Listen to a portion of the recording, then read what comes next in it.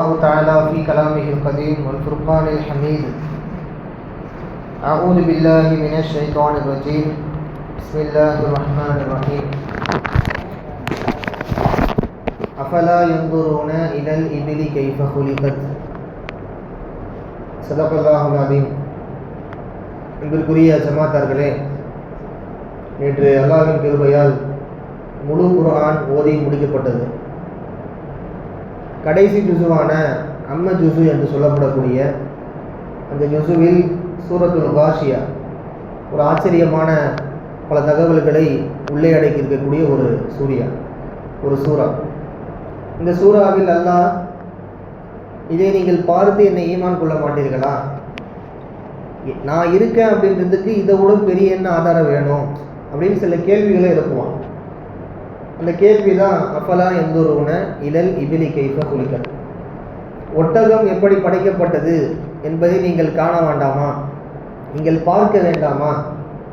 உலகத்தில் நீங்கள் பாருங்கள், உதாரணம் காட்டுறதுக்கு நிறைய விலங்குகள் இருக்குது. ஒட்டகத்தோட ஒரு பயங்கரமான உயிரினம் யானை இருக்குது, சிங்கம் இருக்குது வீரத்தில். இப்படி பல விலங்குகளை அல்லாஹ் உதாரணமாக காட்டி சொல்லியிருக்க முடியும். எதனால் அல்லாஹ் ஒட்டகத்தை சொல்லணும்? அதுக்கடுத்த வசனம், அஃபலா யன்துரூன இலல் இபிலி கைஃப குலிகத் வ இலஸ் ஸமாஇ கைஃப ருஃபியத். உலகத்தில் பல படைப்புகள் இருந்தாலும் அதையெல்லாம் அல்லாஹ் உதாரணமாக சொல்லாமல் வானத்தை சொல்கிறான். வானத்தை நீங்கள் பார்க்க வேண்டாமா, நான் எப்படி படைச்சிருக்கேன்னு கொஞ்சம் பாருங்கள். ஒரு சாதாரண ஒரு கட்டடத்தை நாம் எழுப்புறதுக்கு கீழே பேஸ்மெண்ட்டு போடுறோம், பல வேலைகளை செஞ்சுட்டு தான் மேலே கட்டடமே கட்டுறோம். பில்லர் இல்லாமல் ஒரு பில்டிங் நிற்காது. ஒரு பில்டிங்கில் ஒரு சின்ன அட்டையை கூட நம்ம நிற்க வைக்கணும்னா நம்ம கையை வச்சு பிடிச்சிருக்கணும். ஒரு சின்ன அட்டை, ஒரு சின்ன பலகை, பில்டிங்லாம் யோசிக்காதீங்க, அதெல்லாம் ரொம்ப அதிகம். ஆனால் அல்லாஹ் பாருங்கள், நம்ம வியப்பினுடைய விளிம்பில் இருக்கக்கூடிய விஷயம் இந்த வானம். ஏதோ 7 வானம்லாம் வேறு சொல்கிறாங்க. இப்போ எந்த வானத்தையுமே அல்லாஹ் என்ன பண்ணல, பில்லரை வச்சு நிப்பாட்டல. இது யாரால் முடியும்? கடவுள் ஆட்டி படைக்கக்கூடிய ஒரு சக்தி அப்படின்ற ஒன்று இருக்கிறதுனால தானே இதுவெல்லாம் சாத்தியம் அப்படின்னு காட்டுறதுக்கு அல்லாஹ் சொல்லக்கூடிய வசனம் இது. வ இலல் ஜிபாலி கைஃப நுசிபத். மலைகள் எப்படி நட்டு வைக்கப்பட்டிருக்கிறது என்பதை நீங்கள் பாருங்கள். இந்த உலகமே ஒரு ஆச்சரியமானது தான். இதில் இருக்கக்கூடிய கடலாக இருக்கட்டும், அதே போல் மலைகளாக இருக்கட்டும். உலமா பெருமக்கள் சொல்லுவார்கள், தஃப்சீர்களில் எழுதுவார்கள், கடல் தண்ணியெல்லாம் உலகத்துக்குள்ளே வந்துடக்கூடாது, அது கொப்பளிச்சு தழும்பி மக்கள்கிட்ட வந்துடக்கூடாதுன்றதுக்காக தான் அல்லாஹ் என்ன பண்ணியிருக்கிறான், மலையை படைச்சிருக்குன்னு சொல்கிறான். ஒரு பக்கம் மலை, கம்பீரமான மலைகள் பார்க்கும்போது கம்பீரமாக இருக்கும், மவுண்டைன்ஸ். ஒரு பக்கம் ஆச்சரியமான ரம்மியமான கடல்கள். அப்போ லேசான கடல் ஒரு பக்கம், தடிப்பமான மலை ஒரு பக்கம். இந்த தண்ணியெல்லாம் உலகம் சுற்றும் போது மக்கள்கிட்ட வந்துடக்கூடாதுன்றதுக்காக அல்லாஹ் ஏற்படுத்தி வைத்த ஒரு அதிசயம் இந்த மலை அப்படின்னு எழுதுறாங்க. இது நம்ம அறிவுக்கு அவ்வளோ சீக்கிரம் எட்டாது. ஒரு தண்ணியை உள்ளே வரக்கூடாதுன்றதுக்காக அல்லாஹ் எப்படி படைச்சிருக்கான்னு பாருங்கள். இந்த படைப்பு நாங்கள் யோசிக்கும் போது தான் நமக்கு படைத்த அருமை தெரியும். சாதாரணமாக நீங்கள் அல்லாஹ் வணங்க முடியாது. அல்லான்ற ஒருத்தர் இருக்கா, ஈமான் கொண்டிருக்கிறோம், அப்படி அல்ல. என்ன பண்ணணும், அல்லாஹ்வுடைய படைப்பில் நம்ம சிந்தனையை உள்ளே கொண்டு போகும்போது தான் அல்லாஹ் மேலே ஈமான் அதிகரிக்கும். அல்லாஹ் மேலே ரப்புன்னு ஒருத்தர் இருக்கிறான் அப்படின்னு அந்த ஆற்றல் இருக்கு இல்லையா, நம்ம ஈமானுக்கு நம்ம இன்னும் மெருகூட்டின மாதிரி ஒரு தருணம் ஏற்படணும். அப்படின்னா இயற்கையை நம்ம ரசிக்கணும். எப்படி இந்த மரம் வளருது, எப்படி ஒரு விதையை போட்டோன்னு உள்ளிருந்து முளைச்சி இவ்வளவு பெரிய மரமாகுது, எப்படி ஒரு சின்ன துளியிலிருந்து இவ்வளவு பெரிய உடல் கட்டமைப்பு கொண்ட மனிதன் வருகிறான். இதெல்லாம் கொஞ்சம் நம்ம யோசிக்கணும். வாழ்க்கை போகிற போக்கில் நாம் அப்படியே ஓடிட்டு போகிறதில்ல ஈமான். ஈமான் அப்படின்னா நம்ம ஈமான் குறையவும் செய்யும், கூடவும் செய்யும், குறையவும் செய்யும். இது ரெண்டுமே இருக்குது. ஈமான் அப்படியே ஒரே ஸ்டாண்டர்டில் இருக்காது. திடீர்னு பார்த்தா ஒரு வாரம் நாம் எப்படி பண்ணுவோம், ஒரே அமல் துவா தஸ்பி அப்படின்னு இருப்பான் மனுஷன். அடுத்த வாரம் பார்த்தா சைத்தான் குழப்பி விட்டுருவான், பிஸ்னஸ்ஸு அப்படி இப்படின்னு. நமக்கே அதை உணர முடியும் சில சமயம். இதெல்லாம் என்னென்னா அல்லாஹ் பக்கம் நாம் முழுசாக வந்துடக்கூடாதுன்றதுக்காக இந்த சைத்தான் பண்ணக்கூடிய வேலை இது. அப்போ அந்த ரப்பை நாம் மனதுக்குள் பூட்டி வைக்க வேண்டும், அல்லாஹ்வோடு நாம் நிஸ்பத்தாக வேண்டும், சேர வேண்டும் என்று சொன்னால் அவன் படைப்புகளை நாம் சிந்திக்க வேண்டும். சொல்லிவிட்டு அல்லாஹ் அடுத்து சொல்லுவான், வ இலல் அர்தி கைஃப சுதிஹத். பூமி எப்படி சுருட்டப்பட்டிருக்குன்னு பாருங்கள். இது ரொம்ப பெரிய அதிசயம். இது ஒட்டகம் வானத்தெல்லாம் விட இது ரொம்ப பெரிய அதிசயம். பூமி உருண்டையாக தானே இருக்குது. உலகத்தின் கடை கோடிக்கு போனாலும் நம்ம உள்ளே போய் விழமாட்டோம். நாம் வாகனத்தை ஓட்டிட்டு போனாலோ எங்கே போனாலும் சரி, பூமியோட லாஸ்ட் பகுதிக்கு போவோமே ஒழிய நாம் போய் கீழே விழமாட்டோம். அது அமைச்ச விதமே அப்படித்தான். அல்லாஹ் அதை படைச்ச விதமே அப்படித்தான். ஏன் ஒரு தட்டையாக இப்படி படைச்சிருக்கலாம், ஒரு சாதாரணமாக ஒரு கட்டமாக படைச்சிருக்கலாம். அவன் என்ன ஆற்றல் நிரூபிக்கிறான்னு பாருங்கள். ஒரு உருண்டையான விஷயத்தில் உங்களை நடமாட செய்கிறேன் நான் அப்படின்றது தான் அல்லாஹ்வுடைய இங்கே ஆற்றல். சமதளமாக வச்சுட்டு நடந்து போங்க அப்படின்னு சொல்கிறது ஆற்றல் இல்லை. அல்லாஹ் ஆற்றல் எங்கே நிரூபிக்கிறான்னு பாருங்கள். நம்ம மைண்டுக்கு நம்ம மனசுக்கு ஏற்றுக்காத விஷயம் என்ன? ஒரு உருண்டையான வஸ்துவில் ஒரு பொருளை வச்சா என்ன ஆகும்? கண்டிப்பாக கீழே விழும். மட்டும் இல்லாமல் அது சுத்திச்சு அப்படின்னா உலாமல் இருக்க வாய்ப்பே கிடையாது. ஆனால் அப்படிப்பட்ட இந்த உலக உருண்டையில் நம்ம என்ன பண்ணிட்டு இருக்கிறோம்? ஓடிட்டு இருக்கிறோம், விளையாடுறோம், வாகனத்தை ஓடுறோம், என்னென்னமோ பண்ணுறோம். ஆனால் எந்த ஒரு ஆட்டமுமே இல்லை. இதில் தான் சயின்ஸ் உள்ள வருது. அறிவியல் கருத்து என்ன தெரியுமா உங்களுக்கு? ஒரு கார் இருக்குது, ஒரு கார் வேகமாக போயிட்டுருக்கு. உள்ளே நாம் என்ன பண்ணிகிட்டு இருக்கிறோம்? உட்காந்து ரிலாக்ஸாக வேடிக்கை பார்த்துட்டு வந்துட்டுருப்போம், சக நண்பர்கள்ட்ட பேசிட்டு வருவோம். சீராக செல்லக்கூடிய கார், நம்முடைய பேச்சும் சீராக போய் கொண்டே இருக்கும். திடீர்னு கார் நின்றுச்சு அப்படின்னா நாம் இப்படி முன்னாடி போயிட்டு வருவோம். கரெக்டாக? அப்போ உலகமும் அதே மாதிரி தான் அப்படின்னு சயின்ஸ் சொல்கிறாங்க. அறிவில் சொல்லக்கூடிய விஷயம் என்னென்னா, உலகம் சுற்றிகிட்டே இருக்கிறதுனால தான் நாம் நேராக நடக்க முடியுது, ஆடாமல் அசையாமல் இருக்க முடியுது. இப்படி சுற்றிட்டு இருக்கிற உலகம் திடீர்னு நின்றுச்சு அப்படின்னா அவ்வளோதான், நொடி பொழுதில் உலகம் அழிவதை நாம் காண முடியும். எப்படி ஒரு காருடைய உதாரணமோ அதே தான் உலகத்தினுடைய உதாரணம். அப்போ அல்லாஹ் உலகத்தை, இந்த படைப்பினங்களை படைத்தது எல்லாம் இதுக்கு பின்னால் ஒரு சயின்ஸ் ஒளிஞ்சிருக்குது. இதை மனுஷன் உணரும் போது தான் ரப்பினுடைய ஆற்றல் புரியும். இப்போ நமக்கு இன்னைக்கு டாபிக் என்ன அப்படின்னா, பல விலங்குகள் இருக்கும்போது எதுக்கெல்லாம் ஒட்டகத்தை சொல்லணும்? ஒட்டகத்தை ஏன் சொல்லணும்? அரபுகள்கிட்ட பொதுவாக ஒட்டகம் ரொம்ப ஃபேமஸ். இப்போ கேரளாவுக்கு நீங்கள் போனீங்கன்னா யானை ஃபேமஸ். யானை தான் அங்கே பிரதானம். யானை வச்சுருக்கவங்க பெரிய பணக்காரனாக பார்க்கப்படுவாங்க கேரளாவில்.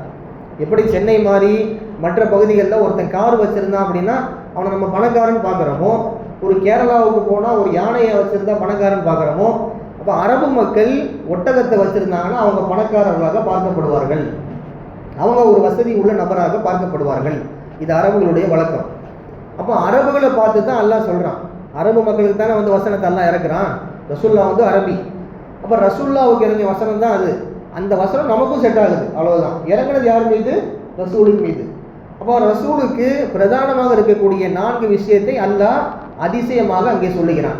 நபியை நீங்கள் ஒட்டகத்தை பாருங்கள், வெளியே போகும்போது வானத்தை பாருங்கள், அப்படியே பூமியை கொஞ்சம் பார்வையிடுங்க, கொஞ்சம் மலைகளை பாருங்களேன். உஹது மலை இருக்குது, ஜபலே நூறுன்னு அப்படி ஒன்று இருக்குது.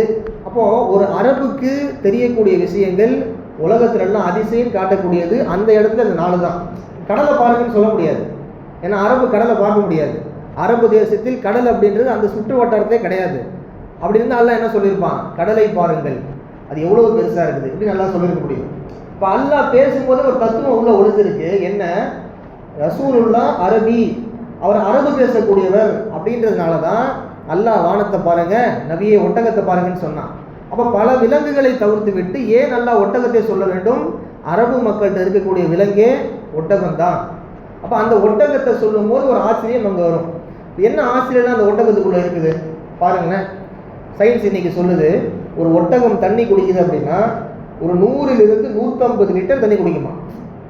ஒரு 100லிருந்து 150 லிட்டர் தண்ணியை ஒரே ஸ்பாட்டில் குடிக்க முடியும். இது ஒட்டகத்தை தவிர்த்து எந்த விலங்குமே பண்ண முடியாது. நிலத்தில் சுத்தக்கூடிய விலங்கு நான் சொல்கிறேன். இது எந்த விலங்குக்குமே இந்த ஒரு ஆற்றல் நல்லா கொடுக்கல. எல்லாத்தையும் தாண்டி ஒரு பத்தினித்தனமான ஒரு விஷயம் ஒட்டகத்துக்குள்ள ஒளிஞ்சிருக்கு. இதையும் காரணமாக எழுதுறாங்க. அதில் எல்லா விலங்குகளுமே சக விலங்குகளோடு உறவாடிவிடும். சர்வசாதாரணமாக விலங்குகளுக்கு மத்தியில் அது அசால்ட்டு.